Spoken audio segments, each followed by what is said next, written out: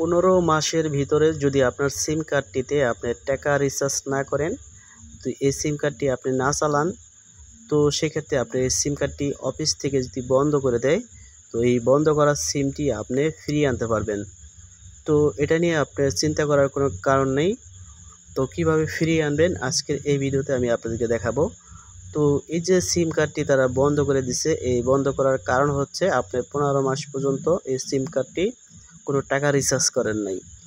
তো সিম কার্ডটি আপনি চালাইতেছেন না, সেই জন্য তারা বন্ধ করে দিছে। তো বন্ধ করছে তাদের এই সব কিছু মিলিয়ে তারা দেখছে এই বন্ধ করাটাই আসলে সঠিক। এটাই ঠিক আছে, আমাদের সুবিধা আপনাদের সুবিধা, এই আমাদের সুবিধা অসুবিধার কথা ভেবে কিন্তু তারা এই সিস্টেমটা করছে। 15 মাস আপনার সিমে রিচার্জ না করলে স্টপ রাখবে সিমটা, তারপর আর 15 মাস তারা দেখবে এই সিমটা আপনি চালান কিনা। তারপর যদি আপনি না চালান, এই সিমটি তারা এই আপনার এখান থেকে ক্যান্সেল করে কাইটা দিয়ে তারা নতুন করে সিমটি তৈরি করে অন্য জায়গায় বিক্রি করে দেওয়ার চিন্তা ভাবনা করছে। এখন এই সিম কার্ডটি আপনার যে সিমটা, এটা আপনার নিজের আইডেন্টি কার্ড দিয়ে খোলা। এখন এই সিমটা আপনার দরকার, থাকতে পারে বিকাশ, কিংবা থাকতে পারে নগদ, থাকতে পারে কোনো ইউটিউব, থাকতে পারে যে কোনো একটা দরকার আপনার এই সিমটা। হ্যাঁ, আপনার প্রয়োজন, আপনার সিমটা ভরছেন, দেখেন নট কানেকশন, নেট পায় না, টাকা রিচার্জ করলে টাকা ফেল মারে, টাকা আপনার এটার ভিতরে টাকাও রিচার্জ হয় না, একদম টোটালি বন্ধ করে দিছে। এখন এটা ফিরিয়ে আনার জন্য একটাই উপায় আমি আপনাকে দেখাই। আপনাদের মোবাইলের যে ডায়াল প্যাড আছে, এই ডায়াল প্যাডে আপনারা অন টু অনে কল করবেন। অন টু অনে কল করার পর, তো আমি আপনাদেরকে দেখিয়ে দিই। আপনারা অন টু অনে কল করবেন। অন টু অনে কল করার পর আপনাকে 1 2 3 4 5 6 7 8 পর্যন্ত সাহায্যের জন্য বিভিন্ন ধরনের সাহায্যের জন্য চাপতে বলবে। আপনারা লাস্টে যে কাস্টমার কেয়ারের সাথে কথা বলার জন্য 9 চাপতে বলবে, আপনারা 9 চাপবেন। এই 9 চাপলে আপনারা সরাসরি কাস্টমার কেয়ারের সাথে কথা বলতে পারবেন।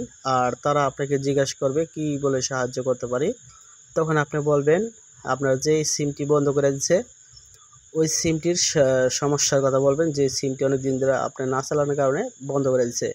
তো তাদের কাস্টমার কেয়ারে কল দিবেন, আপনার অন্য একটা সিমে টাকা রিচার্জ করে কল দিবেন, ঠিক আছে? কল দেওয়ার পরে কিন্তু আপনার কথা বলতে পারবেন।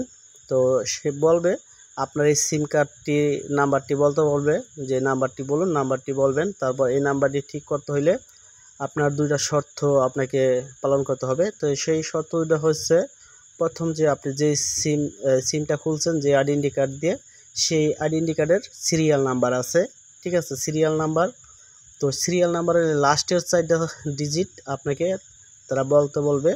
তো অবশ্যই আইডেন্টি কার্ড দিয়ে আপনারা হাতে রাখবেন, লাস্টের 4টা ডিজিট তারা বলতে বলবে, আপনি তাদেরকে বলবেন। এই বলার পরে তারপর বলবে যে আইডেন্টি কার্ডের যে জন্ম তারিখ রয়েছে, এই জন্ম তারিখ সঠিক মতো তারা জিজ্ঞাসা করবে, সেই জন্ম তারিখ আপনারা সঠিক মতো বলবেন। বলার পরে তারা এটা সব কিছু ঠিকঠাক যদি দেখে আছে, তাহলে তারা এই সিমটি নেট কালেকশন যে প্রবলেমটা, এটাকে তারা উঠিয়ে দিবে। উঠানোর পরে এটা ঠিক করে দিবে। ঠিক করার পরে আপনাকে রিচার্জ করতে বলবে 20 টাকা। তো আপনারা 20 টাকা কিংবা আরও বেশি রিচার্জ করবেন। রিচার্জ করলে পুনরায় আপনার এই সিমটি আপনি আবার চালাতে পারবেন। এতে কোনো ধরনের আর প্রবলেম হবে না। তো অবশ্যই মনে রাখতে হবে যে এটা আপনার দরকারি সিম। এই সিমটি আপনি একবার 4-5টা সিম থাকলে সবগুলো তো চালানো সম্ভব না। আপনার এই সিমগুলোতে কিছুদিন পর পর আপনি রিচার্জ করবেন। আমি বলবো এই বিষয়ে আপনার আর কোনো ইউটিউবে ভিডিও দেখতে হবে না, আপনার এই প্রসেসে কাজ করবেন, তাহলে আপনার এই সিমটি ঠিক হয়ে যাবে। আর আমার এই ভিডিওতে দয়া করে একটি লাইক দিবেন। লাইক দিলে আমার ভিডিও বানাতে উৎসাহ বাড়ে। তো ভালো থাকবেন, আল্লাহ হাফেজ।